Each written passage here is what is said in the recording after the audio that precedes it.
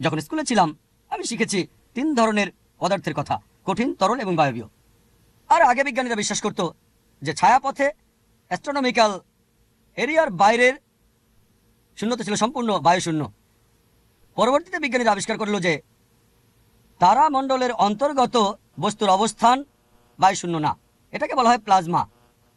আর তারা বলছে এই পদার্থ বায়বীয় অবস্থায় ছিল, যার মধ্যে সমপরিমাণ পজিটিভ আয়ন্স এবং ইলেকট্রন আছে। আর কোরআন এটা বলেছে 1400 বছর আগে, সূরা ফুরকান অধ্যায় নম্বর 25 আয়াত নম্বর 59। আল্লাহ সুবহানাহু ওয়া তাআলা সৃষ্টি করেছেন আকাশমণ্ডল এবং পৃথিবী এবং তাদের ভেতরের সবকিছু। তাই কোরআন বলছে আকাশমণ্ডল এবং পৃথিবীর মধ্যে পদার্থের অবস্থান আছে। আর এখন বিজ্ঞান বলছে যে এই প্লাজমাকে চতুর্থ প্রকারের পদার্থ বিবেচনা করা যেতে পারে।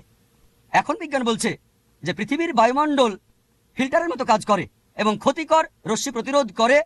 সূর্য থেকে পৃথিবীতে যে রশ্মি আসে এটা রঞ্জন রশ্মি এবং অতিবেগুনি রশ্মিকে পৃথিবীতে আসতে বাধা দেয়। আর জীবন ধারণের জন্য এটা খুবই গুরুত্বপূর্ণ। পৃথিবীর বায়ুমণ্ডলে যদি এই ফিল্টার ব্যবস্থা না থাকতো তাহলে পৃথিবীতে কোনো জীবনের অস্তিত্ব থাকতো না। কোরআন বলছে সূরা আম্বিয়া অধ্যায় নম্বর 21 আয়াত নম্বর 32 যে আমি আকাশকে করেছি সুরক্ষিত ছাদ। আমি আকাশমণ্ডলী সৃষ্টি করেছি, আরবি শব্দ হচ্ছে সামাওয়াত।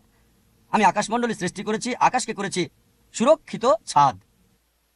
এখন বিজ্ঞান জানতে পেরেছে এই সুরক্ষিত ছাদ ছাড়া পৃথিবীতে জীবনের কোনো অস্তিত্বই থাকতো না।